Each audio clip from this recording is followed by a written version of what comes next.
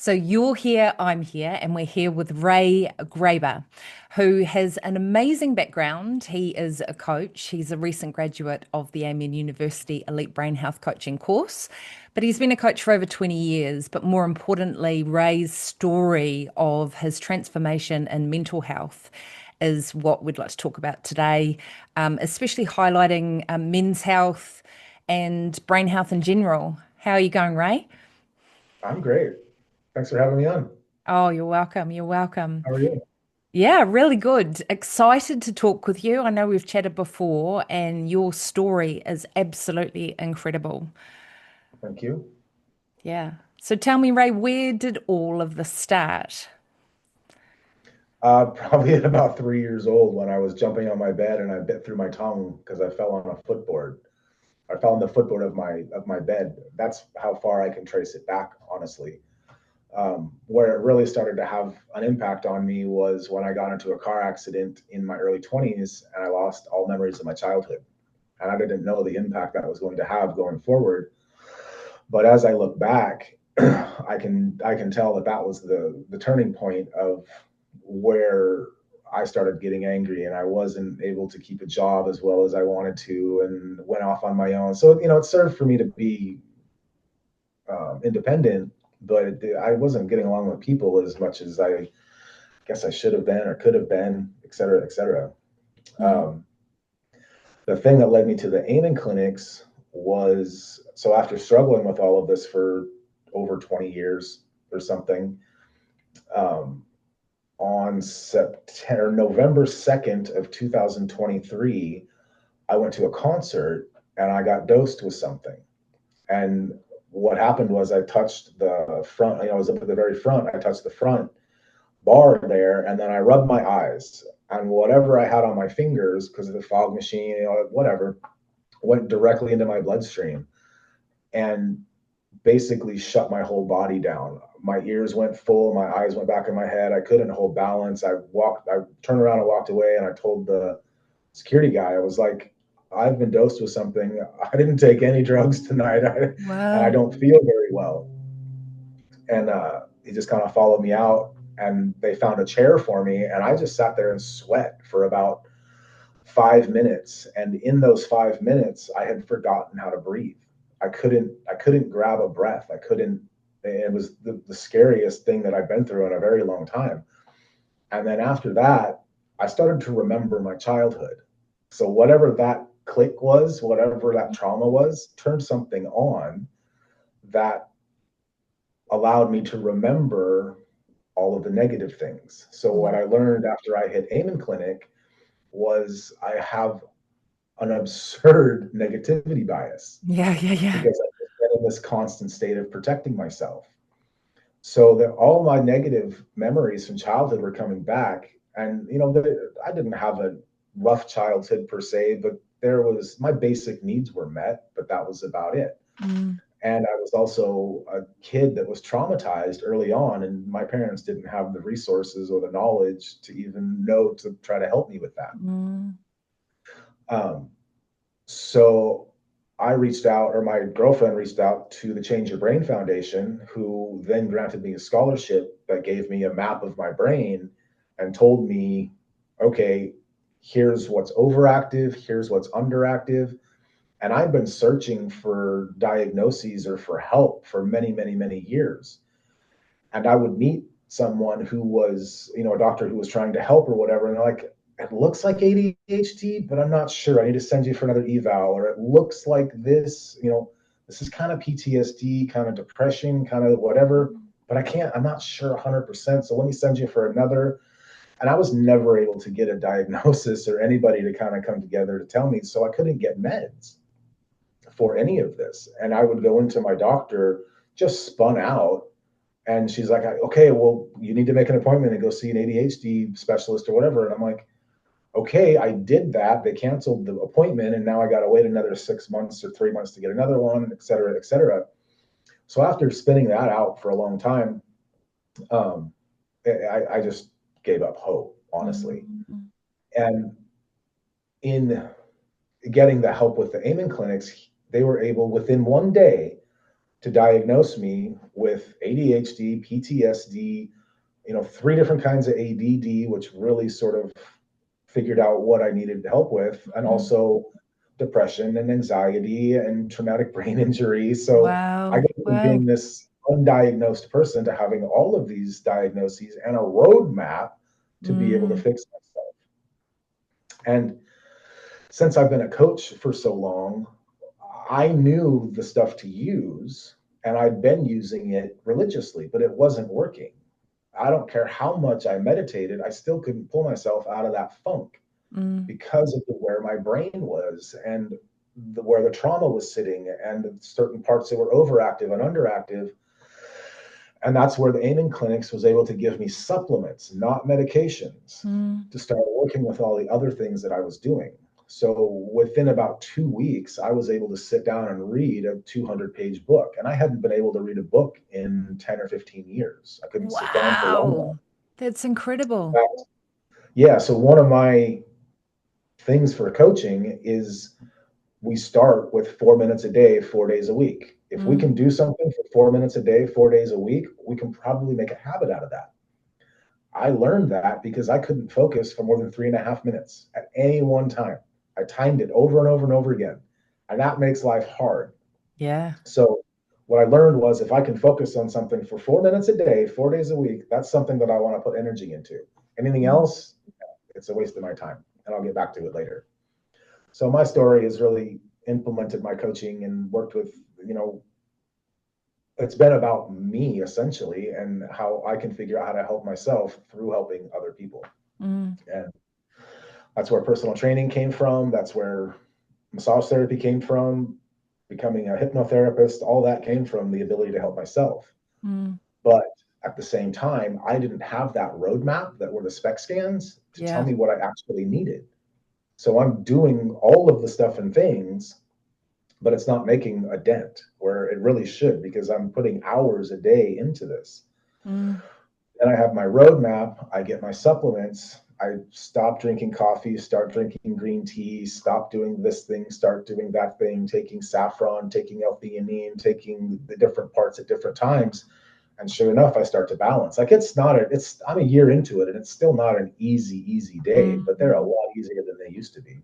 And Mm. now I know what my triggers are and I can avoid them or work with them or, following Dr. Amen now for a while, you learn different um, tools to kind of self-soothe and to make it through these different harder parts. And at the same time, having the supplements to be able to support that. Mm. Do you think that because you were searching for such a long time and you didn't have a diagnosis and you didn't have medication, do you think that's what inspired you to keep studying? Yeah, I didn't have a choice. Yeah, yeah, yeah. If I feel you. I wasn't studying so I could feel great. I was studying so I could not feel terrible. Yeah, yeah. Like there was just something in my brain that I couldn't. And I asked for CT scans and for MRIs and whatnot, and I would get talked out of it when I would go see a Mm. neurologist. They were just kind of nasty about it all being in my head, and that Yeah, I just needed meds. So yeah, when I got care from Amen clinics, it was a total different scenario. They knew what to do. They'd seen me before. They sat Mm. and told me my entire life story without knowing my life story. How did You that know, it feel was for you, Ray? validating. Yeah. Validating is probably the most important thing that gave me. And Mm. even my first appointment um, to get qualified for the scholarship and talking to one of my doctors, just him understanding and being like, yep, understand that. Here's that, got that. You're not alone. Whatever. He Mm. validated it enough to give me the idea that even if I didn't get approved for the scholarship, that I was on the right track and that I had some ability. But had I not gotten that scholarship, had I not gotten those brain scans, I would be in a much different place today because I wouldn't have got the supplements. And the Yeah. supplements for me key. And that's from someone who's been doing the work, the meditating, the Yeah. exercising, the thought, the behavior therapy, the hypnotherapy, all I'm doing these things, but they're just not working. because mm, I didn't mm. have the supplements or the roadmap. Yeah. And I think I mean, I haven't had a scan because Yeah. we've got SPECT in New Zealand, but they're really only doing it for Alzheimer's. You know, it's pretty new here. But if I look back, just listening to your story on my journey, which is quite similar to yours, you Yeah. know, and I've tried everything, I've studied everything. How would it have been for you, Ray, if you'd had a scan in your early 20s? It would have changed the trajectory of my entire life. Yeah. However, I thought a lot about this, right? So if I'd have had the scans, it would have changed the trajectory, but I wouldn't have known enough to take it seriously enough to Uh, make the changes that I needed to make to have the recovery that I've had now. yeah. Like there's a lot of life experience that has gone into me having this quick recovery, and Yeah. it's this constant like drive to be better.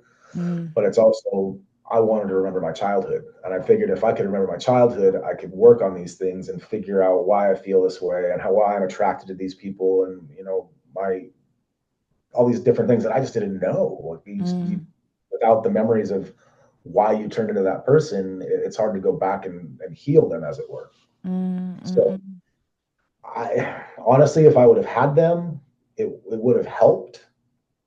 And at the same time, I wouldn't have appreciated them nearly as much as I do today. Yeah, yeah, yeah. Yeah. Because you've been I through the was, trenches and yeah, back then I was still drinking. I was still doing dumb stuff. I was wrecking cars. And, that's where a lot of my brain injuries came from later in life was wrecking cars, like a lot of them, like a dozen of them. oh, really? Uh, yeah, Was that through three, fun? three rollovers. Wow. Yeah, it just that's how I rolled. I was um, yeah, it was, and none of them were really from drinking or being. I mean, a couple of them were from being intoxicated, but after that, I stopped drinking, and then I started Mm, getting in accidents with other people that were driving. So it wow. was just like this thing that I'm supposed to get banged around and figure it out afterwards. Yeah, But yeah, yeah. looking back at it now that I have my memories back and whatnot, like I was the idiot putting myself in those situations. Like Yeah. that's where the problem started because I likely as a child had ADHD and trauma, PTSD from the different stuff that I've been through, and just been not understood. Mm, So I I was trying to prove something when I was a kid to myself or whoever, with trauma, with the brain injury, because our frontal lobes don't even get completely developed until we're 25 or 28 as mm, men, as males. So I was in an accident in my like a 23 or 24. So my frontal lobes weren't even developed when I damaged them. yeah. So I've never in my life experienced a healthy brain. That's kind of what I came to. Yeah. So now I get to spend the rest of my life figuring out what it's like to live with a healthy brain, That's you know. exciting. What would you say? Because what I've seen in my clinic, Ray, with men in particular, just coming back to men's health, what would your advice be to men that are listening to this today and they may have trauma or they may have this kind of patterning that you've had? What would your advice be to them? Pay attention to your sleep. Mm, 6 hours a night is not enough. Your yeah. brain can't get rid of the toxicity that's in there. It can't clean itself in that amount of time. Um, if you're finding that you aren't sleeping very well for long periods of time, that's something that I would caution and check quickly. Mm, So, one of my bigger concerns is Alzheimer's, dementia, Parkinson's, that kind of stuff, because I was already showing symptoms of it before my scans. I was getting the wow. tremors, I was getting, complete memory loss of certain things and names and whatnot, just because my brain was working so hard. Mm, And it explains it as I was I wasn't able to shift gears. mm, So I'm in a sports car in first gear trying to do 110 miles an hour. yeah, yeah, yeah. And and I couldn't shift out of that into second gear so I could flow a little bit. I was literally in. first gear, Mm. jamming it just so I could function in the world. So having the scans and being able to change some of that has allowed my brain to even out, and Mm. knowing that I've literally got holes in my brain where blood flow isn't going. And those are, so the piece of my brain that is the fighter, as it were, Mm. is really overactive.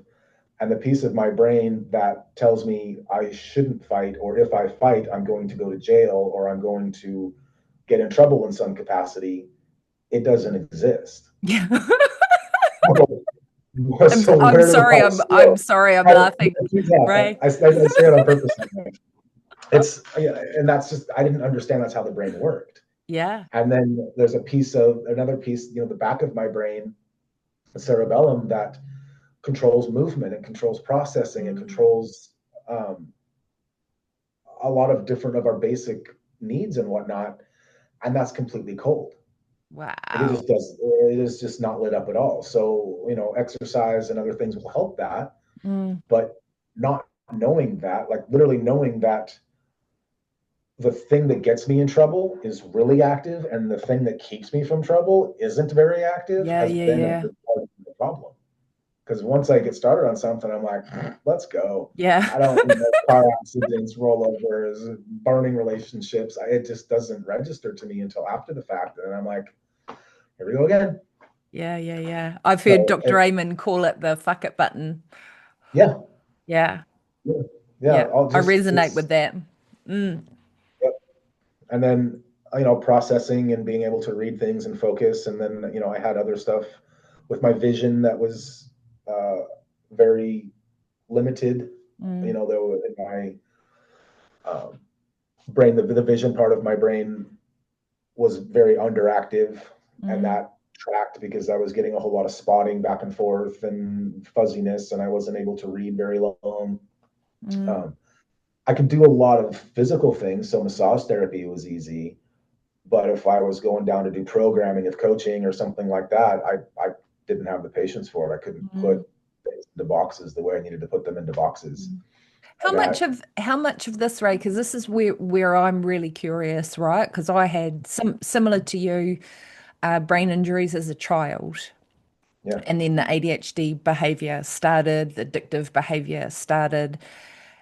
How much of it, if your parents had had an understanding of the brain back then, how much do you think that would have changed your life? Like if you'd had, if they had understanding of the brain and were able to communicate with me as a child, yeah, that would have been amazing. But yeah, I didn't have parents that really knew how to communicate or how to raise children in the way that they raise them now. I was an 80s kid, so I left the house at 7 o'clock, didn't come home until the lights were back on, kind of thing. And I lived yeah, a little bit in the woods, so I was out getting into trouble doing whatever I wanted from a young age. Like mm, they didn't know, my parents were divorced when I was 4 years old. mm, So didn't really have that mother, father, family connection. mm, Right. And that's something that I'm learning now in life as an adult. Like I was never modeled family. yeah, So I don't yeah. really know how. I've been single most of my life. And then now I know why, because I just didn't understand how Didn't to have the model family. model. Yeah, Yeah. So I think even if they would have had a better understanding of trauma, mm, or how a kid that can sustain that kind of trauma. But there was also motorcycle car accidents and horse accidents and hitting my head a whole bunch. yeah, But had they had some knowledge and the willingness to learn about that, it would have again changed the trajectory of my life. yeah, But it would have had to do with more understanding and whatnot. mm, I feel like I was that kid that could have been put into the special needs and the special classes, but I was super intelligent in other things, yeah, right? yeah, yeah, yeah, yeah. It just kind of didn't fit. And then I don't. It's the school I went to didn't really have a whole lot of programs for that. It was kind of a backwood. When there was maybe 200 in my graduating class or Mm, 250 or something. So it was a pretty small wow. school. I didn't really have the resources for any of that. Um, so I feel like if someone would have come to the school and talked about it, or if counselors would have knew about it and they could talk to the parents, I think that would have been a better sort of, I don't know, way for my parents to get educated. Yeah. How Yeah, much do you think, because I'm really, really curious with your story, but also with men's health in general, because I think from what I've seen in clinic with men, men tend to suffer for a lot longer before they actually reach out to get help. right. And I know that, you've done all this study, all this training, this massive understanding of the physical body, mental, spiritual, social, all that sort of thing. You've got that knowledge. You're kind of rare in my mind for men, Hmm. right? What are your thoughts about men that might be listening to this who are going, okay, well, I've got the stuff going on. Like, what do you think the pathway is for them? Well, the so that's that's probably a 3 hour answer in its own right. Okay. I guess I can tell you a little bit about what worked for me the best. Mm, So I think the problem with men in general is that we're told it's all in our head. We go in for help on something and we're told you don't, it's all in your head. Go get some medication, change this. And I wasn't willing to do that because medication turned me into a completely different person. wow. And, you What did know, it do, Ray? What did the meds do for you? um, at the end, so I can only take meds for about 3 or 4 months before I start vomiting profusely. And Wow. there's been times in my life where I've vomited blood for up to a year because they wouldn't take me off the meds and they were telling me it wasn't the meds. And I would literally spend the entire day in the shower sucking on apple juice, vomiting it back up. But Wow. it wasn't the meds. It wasn't the meds.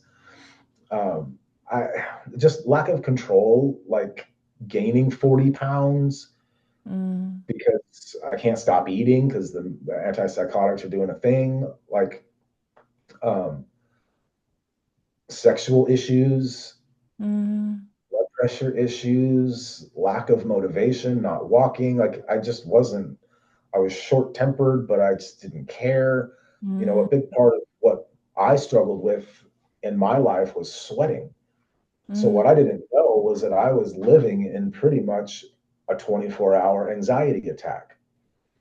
It wasn't until I learned about what panic attacks actually are and you feel like you're dying that I knew that that was an anxiety attack versus panic attack. mm, So I can manage an anxiety attack, and I just sweat from my forehead, and it comes down. And, I'm wiping it off. And the mm. guy with the dark, the wet sleeves all the time. Yeah, yeah, yeah. That was just my brain's inability to feel safe. My Mm, nervous system didn't feel safe anywhere because I've been through so many accidents. So a random question out of nowhere that I didn't have the answer for would make me a little nervous, and I start to sweat. That mm. was actually why I got into personal training because I thought I could have a job. Everybody else was sweating. I could sweat and nobody would matter, right? Well, it turns out I was the only one sweating in the trainings and they're the one doing the work. So I'm like, Wow. ah. And then, it just kind of, but for most of my life, I wanted to figure out how to stop sweating Yeah. because it just limited so much of what I could do, and people could see it on me and take advantage of that at that time. I'm in a meeting or whatever. I start sweating. I'm like, I know where he's at. I'm going to ask a question. It just, Wow. you can read it like a book. So it was a really frustrating time. And now I rarely do it at all anymore.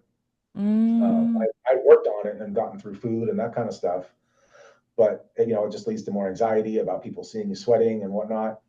mm, But as far as the for men reaching out for help, it's finding the right person, right? mm, I reached out for a lot of help through mm, doctors and through here and there and even spending money, a lot of money. mm. I probably got 200 grand plus invested in my health over the last 20 Wow. years.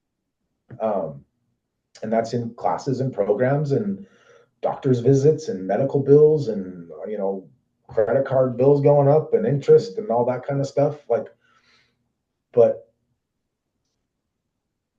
the one thing I guess I could say is find the person that you connect with. Mm. So, I was given these diagnoses, and then I went out and tried to find YouTube, obviously, Mm. to just try to help me and go here and there. And so what I found was this guy by the name of Tim Fletcher. And this guy he went through a whole bunch of PTSD and had to basically go away from society for 3 or 4 or 5 years or something. And now he came back and he teaches. He's also a pastor, so there's a religious Mm. side of it, but he doesn't include that in. He does it afterwards. Mm. So, but what I found was this guy was telling my story without ever meeting me. Wow. And when I was able to really kind of connect with his story and what he was talking about, and anger issues and why that comes from and where it comes from in childhood, and so on and so forth, I could really go in and start to learn about what was actually going on with me by having someone tell me my story without ever meeting me. And Wow. for now, that's how I judge who's going to work for me and who's not. Yeah, yeah, yeah, yeah. And clinics, Dr. Chapik basically told me my entire story and what what I was going through and why and where, without even saying this is what you're going through. He's like, this is part of the brain does this and this does this and this is why you can feel this, and it's just basically telling me what I've been struggling with for as long as I've been struggling with it. Mm. How did that So that feel, Ray, to when you looked at your brain scan, right? To have Dr. Shapek tell you that, to tell your story without knowing your story, but make it about the organ, not about your personality. right, and it was the first time I'd ever felt validated in front of a doctor. Yeah, yeah, yeah, yeah. It was, when I go to the doctor, I'm telling them my story, and I'm an anomaly. Like, I am the anomaly Mm. because Yeah. my story doesn't add up to anything that they've dealt with before. So I get referred, and then nothing ever really happens because I'm dealing with so many different things at once. So there's nothing they could really hone in on. And for him to be able to hone in and be like, you've got this and this and this and this and this and this, and this is how we work with it, and take these supplements at these times of the day, figure this out, do these exercises, here's your meditations, here's your hypnotherapy. I want you to get a vagus nerve stimulator, et cetera, et cetera, et cetera. I'm like, done. That's a map. Like, I can do that. Yeah. But this idea that take medications and go about your day and you'll be fine, just keep taking the medications, and then they Mm. don't work, they just up them and up them. I mean, the last slew of medications I was on was like 300 milligrams of quetiapine and Wow. Seroquel, whatever you want to call it, and then 150 milligrams of trazodone to sleep, and then there was Xanax on top of that, and then there was Lexapro or something on top of that, and I was just a zombie. Like, I was Yeah. not myself. And finally, over the course of 3 to 6 months, I started vomiting again, and then I had to detox at once. Wow. So for about 2 weeks, I just vomited nonstop, and it finally got out. And it's not something that I want to do or try to do. It's my body rejecting it at that point. And this is the Mm. third time it's happened in my life. So that's how I know medications are not a thing. They just all of them make me super sick at some point. Wow. And what I find really, really interesting, having had my own mental health journey, but also seeing people, is that quite often we'll take the medications and believe that the side effects are us, you know? Like Yep. you might start getting rid because I was like that when I was on ADHD meds. I would just because I'm like you, I've got this this anger trigger, but Mhm. I would be on Ritalin, start coming off Ritalin, and I just want to go thump people. Yep. And then I thought it was me. I just thought, oh, I've got a bad temper, you know? Right. And I do, but there's a reason for it. Yeah, yeah, yeah, yeah. There's a that's it. There's a mechanical reason for it, and it can be changed. Yeah. A big part of my stuff is like I said, I've been coaching for years and years. I know how I want to feel. I know how I want to live, but with that underlying frustration and sort of irritability and inflexibility in my whole world, I spent more energy trying to be a nice person than I did actually being a nice person. Yeah, yeah, yeah, yeah, yeah. You're in a room and there's no reason to be a jerk, but you're overstimulated Yeah, and you've got questions and you're tired and you haven't slept the night before. So all you're thinking about is how do I get out of here? I don't want to talk to you. yeah, And it just becomes this constant thing. And so for you to even be a nice human takes 10 times the energy than actually being a nice human. yeah. That's what I said to a male client once who had an anger problem. And I said to him, Anger's a really good way to create a firm boundary. If you don't know how to Yeah. create boundaries, it's real fast, Yeah. you know? Yeah. But Yep. then I agree. it's coming back like what I'm hearing you say, you know, it's coming back to your brain. And if you don't see your brain from having a SPECT scan or you don't understand your brain function, then we believe it's us. We think it's a Right. personality thing, not a biological issue. Right. Yep. And when you see it on the brain, that's what I was talking about. The piece Mm, of my brain that creates the anger is overactive, and the piece of my brain that soothes the anger is really underactive. yeah. So, and I think there's a lot of that just with people in general now because of everything we're going through with, just the world today and schools changing and environments changing and whatnot. We're always in this state of kind of panic, as it were. Mm, And I think it's by design, honestly. And as we learn that that's there to affect our brains, we can start to change it. mm, mm, So, mm. I'm looking forward to doing another brain scan in probably 4 or 5 years and seeing if I have all my holes plugged up, as it were, Yeah, and got yeah. all my blood back in the right places and the blood flow taken care of. Because, it's interesting. I still wake up every single morning angry. It Mm, has to do with, you know, dealing with night tremors and just the processing parts that I go through. But, every single morning is still angry, but it's wow. not as angry as it used to be. I don't Yeah. have to get up and scream in my car for 10 minutes and then come back home and start my day just to get that angst out.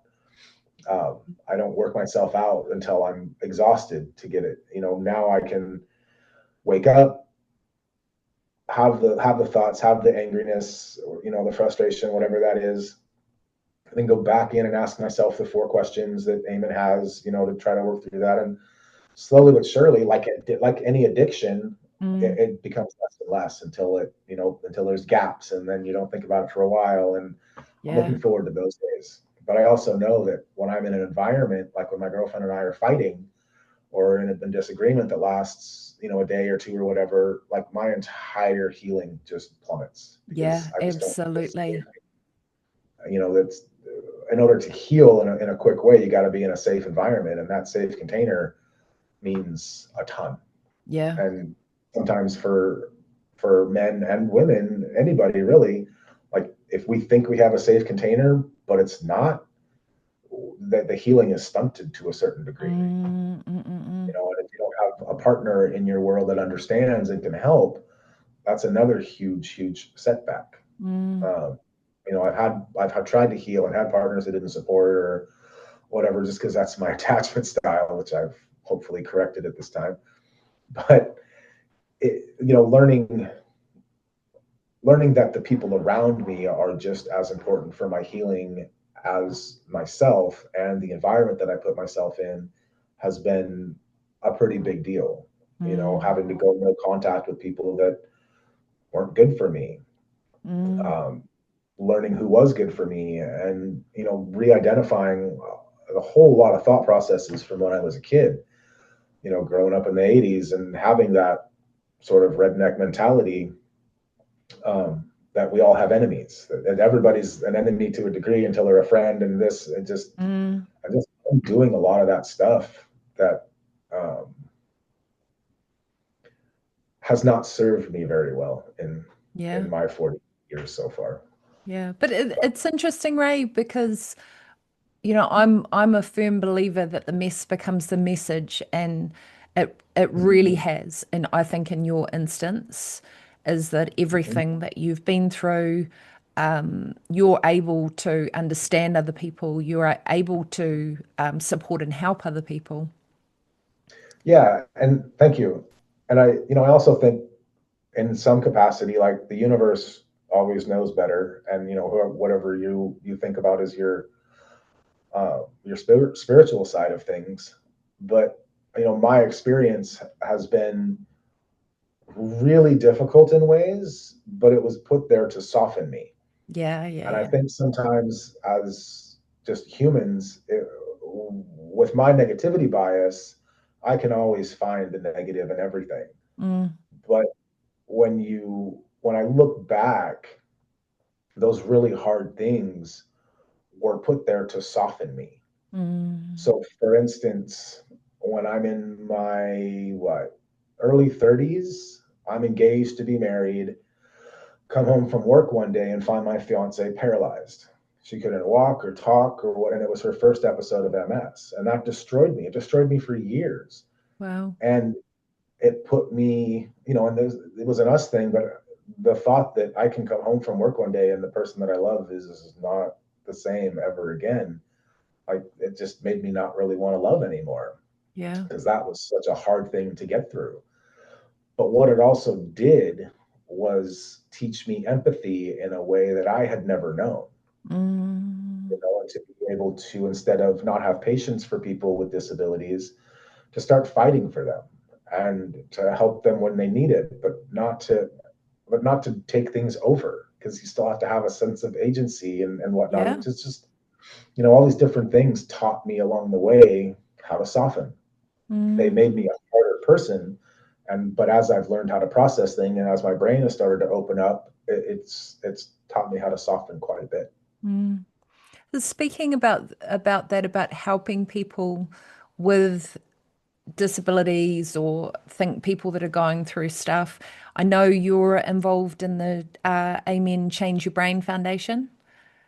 So somewhat, yeah, a little bit with the Yeah. raising a little bit of money here and there if we can. Okay. Yeah. So Yeah. tell me about that because that's the charity that you got your brain scan funded through, was it? Yeah. So Change Your Brain Foundation works with, they'll do a big qualifier for you to make sure that you actually qualify for the scans, but they will work, um, to my understanding, and don't quote me on this, Mm, but people with legal troubles and or have been in prison or in jail to try to figure out, kind of why, or they'll offer support to people that can't afford it, but they think will prosper with it. yeah. It's a pretty significant interview process to get through to make sure that you Mm, qualify. Um, but then they get you two scans, so it's resting and active scan, and then you get, depending on what you qualify for, you can also get appointments with the doctors. You'll get one appointment to go over it, but then there'll be some follow up if that's the program that you qualify for. mm, So that changed my life. Like I was at a point where I was not making very much money because I couldn't work. My brain wasn't working. I was spending all this time just trying to not crawl out of my skin. And relationship was ending, and I didn't blame the girlfriend. Like it would, I could not get myself together after that dosing. So explained all that to them, and they got me in. And within a month of getting in and getting my scans, I had my readings, and I was reading books. wow. You know, yeah, and they do a $250 stipend for supplement, so you can pretty much go in and not have to pay anything and get a good start. Yeah. Wow. And that changed my life, obviously, and my girlfriend's life, other people's lives, because I can now get back to coaching and Yeah. do it with organization and all that. Yeah, so it's been a big thing, and now I'm involved with them on another level of raising money for people like me. Yeah. So I get an opportunity to help in the ways that I was helped, which makes me feel better about giving back. Yeah, that's awesome. Well, Yeah. what we'll do, Ray, if you're comfortable, is pop up some details in the comments of this, Yeah. and you can let me know what you want to share, whether you want people to go to your website or whether you want to push them towards the Change Your Brain Foundation, your coaching. You let me know what you'd like to do Yeah. so people can, 100%. yeah, because I think you're inspirational, Thank and you. you're proof that the brain can heal, aren't you? Yeah. Yeah. Yes. The brain can heal, and that was something that was never told to me. I Mm, I was told I'd be on medication for the rest of my life, and that I would never get better. Um, part of my struggle with the medical side is, having the medical trauma. mm, So another part of my story, which brings pain into this in a whole bigger level, is I lived with a bladder stone lodged in the lining of my bladder for 15 years, and what? horrible gut pain and all the things that go with kidney stones. I was just experiencing every couple of months, and it would just be Wow. random.